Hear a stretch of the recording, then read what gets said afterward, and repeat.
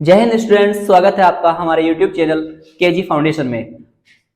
मैं निकेश मोतला स्वागत करता हूं आपका हमारे English basic to advance online YouTube course में, जिसमें हम आपको पढ़ाने वाले हैं इंग्लिश बेसिक से एडवांस की तरफ।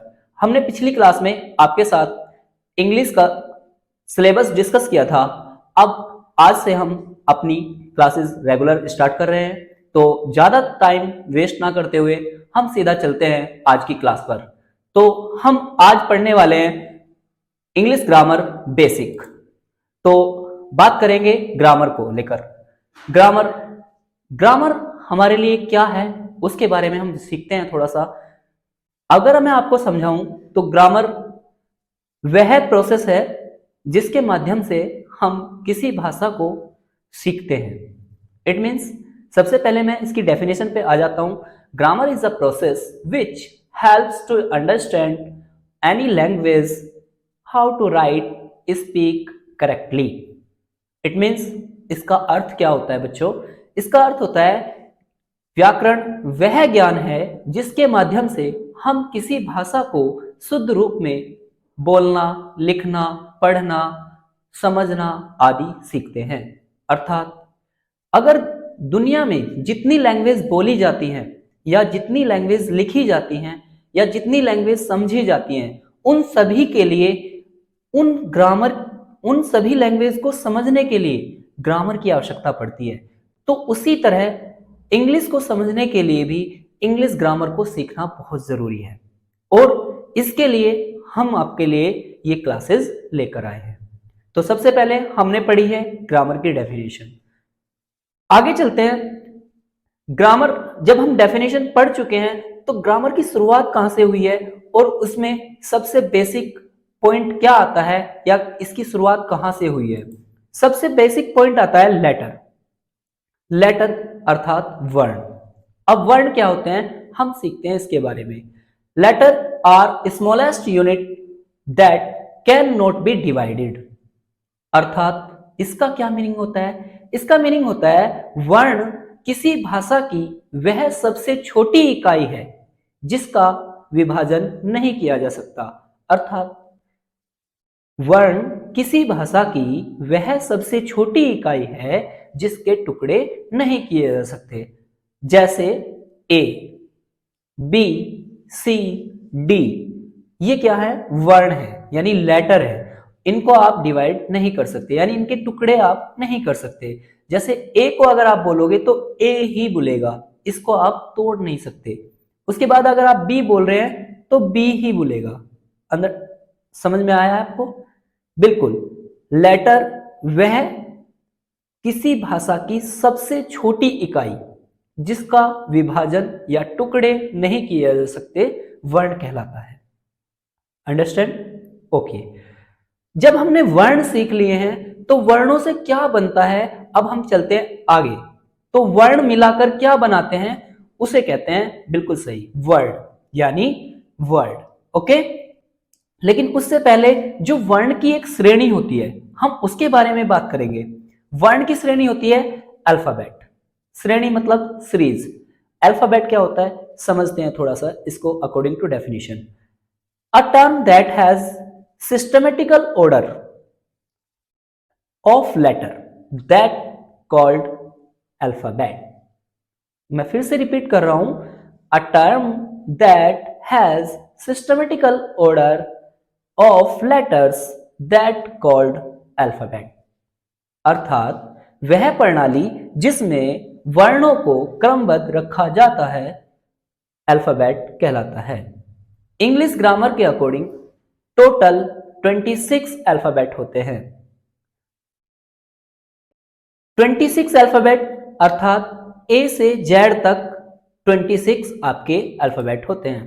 अब अल्फाबेट को दो भागों में डिवाइड किया गया है, एक vowel and second consonant. English grammar के अकॉर्डिंग 5 वोवेल होते हैं एंड 21 कॉन्सोनेंट होते हैं। 5 वोवेल कौन कौन से होते हैं? A, E, I, O, U. And consonant क्या क्या होते हैं? B, C, D, F, G, H, J K L M N P Q R S T V W X Y Z. तो जो कॉन्सोनेंट है वो हमारे 21 है और वोवेल जो है वो हमारे 5 हैं। अब वोवेल क्या होता है, सबसे पहले हम वोवेल को सीखते हैं। यानी वोवेल क्या होते हैं, तो वोवेल होता है हमारे which letter that can be speak independently, which letter that can be speak independently, अर्थात वे वर्ण जो अपने आप में स्वतंत्रता यानी स्वतंत्र बोले जाते हैं। यानी वे वर्ण जो अपने आप में स्वतंत्र बोले जाते हैं उन्हें वोवेल कहा जाता है। जैसे ए, ई, आई, ओ, यू। यानी आप इन्हें प्रोनाउंसिएशन कीजिए मेरे साथ, फिर से रिपीट करते हैं। वे वर्ण जो स्वतंत्र बोले जाते हैं यानी अपने आप में इंडिपेंडेंटली स्पीक किए जाते हैं। जैसे ए तो इंडिपेंडेंटली बोला जा रहा है, ई, आई, ओ, यू। लेकिन कॉन्सोनेंट क्या होता है, consonant which letter that must be speak with the help of vowels and other vowels या other letters। कैसे, वे वर्ण जो किसी अन्य स्वर की सहायता से या किसी अन्य वर्ण की सहायता से बोले जाते हैं उन्हें कॉन्सोनेंट कहा जाता है। जैसे बी, बी की प्रोनाउंसिएशन करके देखिए आप। बी, बी मतलब बी में क्या साउंड आ रहा है, ई। आप एफ बोल के देखिए, एफ, ए और एफ यानी ए की साउंड आती है। आप वाई बोल के देखिए, वाई यानी वाई में किसकी सेंस आ रही है, आई की। ठीक है, यानी कि वो लेटर जिनको बोलने के लिए किसी वोवेल की हेल्प लेनी पड़ती है या अदर लेटर की हेल्प लेनी पड़ती है वो आपके कॉन्सोनेंट होते हैं। और इंग्लिश ग्रामर के अकॉर्डिंग 21 कॉन्सोनेंट्स होते हैं एंड 5 वोवेल्स होते हैं। अंडरस्टैंड? जब आपको वोवेल एंड कॉन्सोनेंट की समझ हो गई है तो वोवेल और कॉन्सोनेंट जो मिलकर तैयार करते हैं वो होता है वर्ड। यानी वर्ड क्या होता है, हम सीखते हैं वर्ड के बारे में। वर्ड को हिंदी में बोला जाता है शब्द, a group of letters, a group of letters that makes of sense. यानी वर्णों का समूह जिसका कोई निश्चित अर्थ होता है शब्द कहलाता है। अब वर्णों का समूह कैसे, Apple, A double P L E, A double P L E, Apple. Apple means क्या होता है, सेव। और टोटल लेटर कितने हुए, 5। अब अगर हम इस वर्ण को देखें यानी इसी लेटर को हम देखें तो क्या हो सकता है, अगर हम इसे ऐसे लिख दें E L P P A, क्या कोई वर्ड हुआ, नहीं हुआ, क्योंकि ये क्रमबद्ध नहीं है यानी सिस्टमेटिकल ऑर्डर में नहीं है और ना ही इसका कोई सेंस बनने वाला है, तो ये वर्ड नहीं हो सकता। यानी एक सिस्टमेटिकल ऑर्डर भी होना चाहिए वर्ड लेटर्स का एंड उसके बाद उसकी एक सेंस भी होनी चाहिए। जैसे नेक्स्ट वर्ड मैंने कोई ले लिया टेबल, सपोज कीजिए टेबल मैंने लिया, TABLE, टेबल। अब टेबल क्या हुआ, आपका एक वर्ड हुआ, क्योंकि टेबल का मीनिंग होता है मेज। लेकिन अगर इसे मैं ELBTA कुछ ऐसा करके लिखूं, क्या एक वर्ड होगा, नहीं, ये वर्ड बिल्कुल नहीं होने वाला। अंडरस्टैंड? बिल्कुल।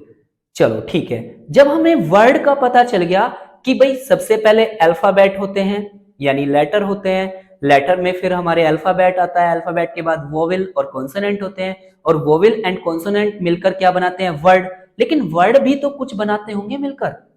हाँ बिल्कुल सही, यानी आपके दिमाग में जो आया वो बिल्कुल करेक्ट है, यानी वर्ड मिलकर बनाते हैं सेंटेंस। ठीक है, सेंटेंस क्या है, सेंटेंस होता है वाक्य, और वाक्य को हम समझते हैं a group of words that makes a complete sense. A group of words that makes a complete sense, it's called sentence. अर्थात शब्दों का ऐसा समूह जिसका कोई निश्चित अर्थ निकलता है वाक्य कहलाता है। फिर से मैं रिपीट करता हूं, a group of words that make a complete sense, it's called sentence. अर्थात शब्दों का ऐसा समूह जिसका कोई निश्चित अर्थ निकलता है वाक्य कहलाता है। जैसे he is a good boy, he is a good boy. लेकिन अगर मैं इसे बोलूं boy good is he a, क्या ये कोई सेंटेंस है? No, because it has not a complete sense, so it is not a sentence, अर्थात यह एक वाक्य नहीं है। लेकिन अगर मैं नेक्स्ट सेंटेंस लूं, जैसे सपोज कीजिए श्याम लेटर राइट्स ए, क्या ये कोई सेंटेंस है? नो, नहीं है। लेकिन अगर इसी सेंटेंस को मैं लिखूं श्याम राइट्स ए लेटर, तो ये क्या है? एक सेंटेंस है, यानी वाक्य है, क्योंकि एक सिस्टमेटिकल ऑर्डर में भी है और इसका एक सेंस भी बन रहा है। अंडरस्टैंड? बिल्कुल। तो यानी अभी हमने सीखा सेंटेंस की डेफिनेशन के बारे में। तो आज की क्लास में हम थोड़ा सा जल्दी से ओवरव्यू करते हैं कि आज की क्लास में हमने क्या क्या पढ़ा। ग्रामर की डेफिनेशन हमने सीखी, उसके बाद अल्फाबेट यानी लेटर के बारे में हमने सीखा, लेटर के बाद हमने अल्फाबेट को सीखा, अल्फाबेट के बाद वोवेल एंड कॉन्सोनेंट को हमने जाना, और उसके बाद हमने वर्ड के बारे में जाना कि वर्ड क्या होता है और वर्ड मिलकर क्या बनाते हैं। एंड वर्ड के बाद हमने सेंटेंस के बारे में सीखा, यानी सेंटेंस क्या होता है और इसकी डेफिनेशन क्या होती है। तो ये आज की क्लास थी, जिसको आपने बहुत अच्छे से सीखा होगा, सुना होगा, समझा होगा, और मुझे उम्मीद है कि आपने क्लास के चलते चलते ही जितने टर्म आपको बताई गई उन सबको रिवाइज एंड याद कर लिया होगा, और एक बार और अच्छे से आप इसे रिवाइज करेंगे, याद करेंगे, ऐसी उम्मीदें मैं आपसे रखता हूँ। ओके, आज की क्लास में इतना ही। थैंक यू, धन्यवाद। मिलते हैं नेक्स्ट क्लास में। जय हिंद स्टूडेंट्स।